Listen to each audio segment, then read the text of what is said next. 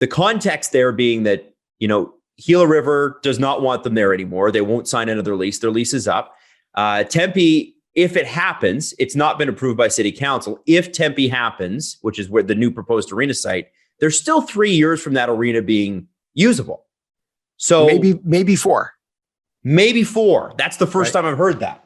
So what do you do in the meantime? So the proposal is Arizona State University, which has a new rink, 5,000 people can be in it, but the Coyotes will not be able to use the dressing rooms that are already there. So they'll have to augment and retrofit this place. And it could bring the capacity down to as low as 3,200 people per game. Yep. Gary Bettman said in his press conference, well, it might even be better for them. I have to say, what's been the reaction? What's your thoughts on this particular move? Is it the right move for the Coyotes and we just all can't see it? Because it does seem perplexing when everybody else is 15,000 plus. Well, I would go back to 2008, 2009. You may remember Jim Balzilli came in and bought the Coyotes and wanted to move them to Hamilton. And there was litigation in federal court. And I recall vividly Gary Bettman testifying that Glendale was the perfect location for the Arizona Coyotes going forward. And he went on and on and on about how Glendale was perfect and it would allow the Coyotes to do this and that within the community. And also made a real point in saying, we are the experts in location of franchises and in arenas. And how dare anybody question us as to our decision-making as to where a team should be located and what arena would be good for them or not, because no one knows except us. We're the experts. Well, you come back now to 2022 and the Coyotes are basically being evicted from Glendale. The lease is over. There doesn't appear to be any appetite to sign a new lease right now. So maybe Gary Bettman didn't get it right back then. I mean, a lot of things have happened. They've been through a lot of instability with different ownership and so forth. I just think that for the Coyotes to go into an arena, and let's just say 5,000 seats for now, but it's very true. It could go down to as low as 3,200 if all the renovations that are planned do take place, and they're going to have to build ancillary dressing rooms and so forth to make that location work. What I would want to know is, how do you go into ASU without a firm deal to build the rink in Tempe? Right? So otherwise, you're moving the team into a new location, which by all accounts have to be temporary. And if the Tempe deal falls through and there's no guarantees at all that that deal is actually going to happen and come to fruition, then what? I think that right now, the reality of the situation is the Coyotes in Phoenix are on life support. We're at the end of the road. This is the final option, putting them into ASU on a temporary, 3 to 4 year basis. If the Tempe deal doesn't work, I think ultimately the NHL has to look at other locations, other cities to move the team. And before we speculate on what those cities might be, because I know people are going to want to know that, or what your thoughts are on that, whether you can answer it or not, I don't know. But I want to ask this first, and I think this is really important. When you have a league that shares revenue, right? Makes up the revenue of other teams, there are winners, there are haves and have-nots, not winners and losers, but haves and have-nots. Teams like the Leafs, the Rangers, Bruins, going to make a lot of money. Teams like Arizona are going to lose a lot of money. And then built into the CBA, you have a 50-50 revenue split between players and owners. Would the Players Association look at this situation and say, listen, you're not even trying. This is this is a huge issue. You're going to lose a lot of money, and we're going to have to pay into that via escrow. You're going to keep more of what we have to keep in escrow because this team's viability in this market is questionable, and they don't even have the top end availability. Even if they could sell out the arena at 18,000, they've only got 3,200 seats or 4,000 seats or 5,000 seats. Does that raise issues? Sure, it does. And I think there's going to have to be a negotiation between the NHL and the NHLPA over Arizona. And there's really only two ways that that can play out. Either you factor Arizona completely out of the equation and you take the revenue of the 31 teams, and then you add another piece, the 32, the teams into that mix, so that you're completely negating the HRR number coming out of Arizona. Or maybe another way is you take the HRR of 31 teams, average it, and assume that number for Arizona on HRR reports in calculating league-wide HRR.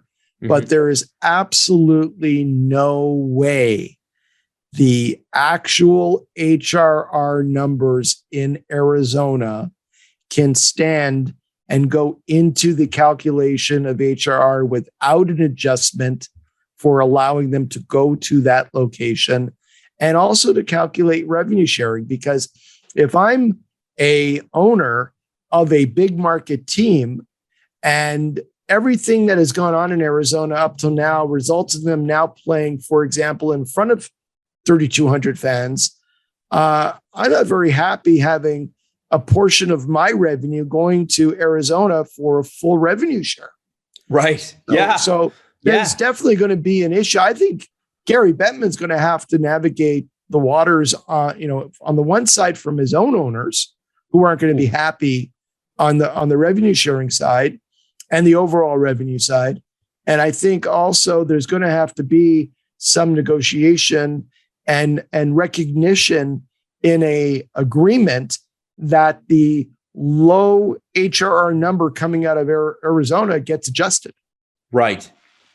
And I wondered that. So he seems to be hemmed in on both sides there, right? That's going to be tough to negotiate on both sides. I wondered what the NHL executive leadership in terms of, the ownership executive, right? Because there's the 32 owners in the league, and then there's the ownership executive, which I believe is 8 to 10 teams. They're the ones that really call the shots. You have to think they'd be upset by this. It makes me wonder, Allan, and I think a lot of people wonder this, not for the fans that are there. If you're a fan of the Arizona Coyotes, gosh, you're in that's devotion, because they have made it very difficult to be a fan of the Coyotes. But what is the NHL's attachment to Phoenix, to Arizona itself? Clearly, we know hockey can work in southern states. We've seen it in Tampa. We've seen it in California. We've seen it in Florida more recently. We've seen it in Nashville. But for some reason, the NHL continues to hold on to a property in Arizona that continually can't get it right. What is the attachment? Why are they still there? Well, I can say this. If the original arena proposal in Scottsdale had come to fruition, I believe the Arizona franchise would have been wildly successful and played in front of full houses every night. In the old arena downtown that was known at the time as America West Arena, where the Coyotes played, which had thousands of obstructed view seats in the upper deck. And I used to go and watch games in that arena on a regular basis. The arena was full. Even with the obstructed view seats, that arena was located downtown. With arenas and cities, it's all about the location. Mm-hmm. And the reason why Glendale, I think, was so problematic for so many years is that it basically is in the middle of nowhere. And to drive out there, you're a family of 4, you got kids in school, you're a hockey family, you're huge hockey fans, you're season ticket holders. You want to drive all the way out to Glendale from Scottsdale, where a good many of the season ticket holders and hockey families reside, it's a good 45 minutes to an hour in traffic to get out to Glendale and then to drive back. You can't do that. You can't do that with two kids, right? So it really was doomed to failure by putting the arena there in the first place. You were never going to fill it up. And it was, and by having a arena that is at 20% capacity, 30% capacity in paid tickets, because they gave away thousands of free tickets to pump up the attendance numbers, but they weren't generating any revenue. They were free comp tickets going out, by the thousands every home game. So it was just doomed to failure from the beginning. But now if you had a beautiful new facility built in Scottsdale, that arena would have been full, and the whole trajectory of that organization would have been different. And people always talk about viable markets. We know Houston's a market the NHL must have their eye on because they're a top 10 market. You got to think at some point, I know it sounds crazy, but the Atlanta market is still huge. It's top 10. Kansas City has come up. And then, of course, for Canadian fans, obviously, we know we got an arena ready to go in Quebec City. And we know that the NHL politely takes the call from political leaders there, but doesn't really have any interest. There's also, and this is something I've got my eyes on, even though they've said it's not for hockey, the Oakview Group, who just did the Seattle arena and just did the new one at Belmont in New York, they are building an arena, or they're building something, probably an arena, in Hamilton, in Toronto, just outside of Toronto. Right. What of those markets is the most viable? What do you think is the most likely? If the Coyotes were to move, and listen, no one's holding you to this, what NHL market, what's the NHL most excited about of those markets? Well, I don't think the NHL is very excited about any of the markets right now, or they would have already gone into them. Okay. And some of those markets, like Atlanta, there have been 2 iterations of NHL teams. The Flames have moved to Calgary, and the Thrashers that moved to Winnipeg. For me personally, I believe there should have been a team long ago back in Quebec as soon as the Videotron Center was built. Quebec City, I believe, can support the franchise. The rivalry that existed back in the 80s between the Nordiques and the Canadiens was legendary. And I would love to see the Nordiques back in the NHL.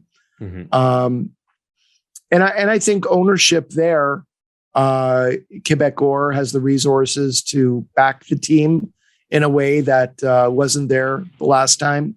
And I also think that it would be great for hockey overall in Canada.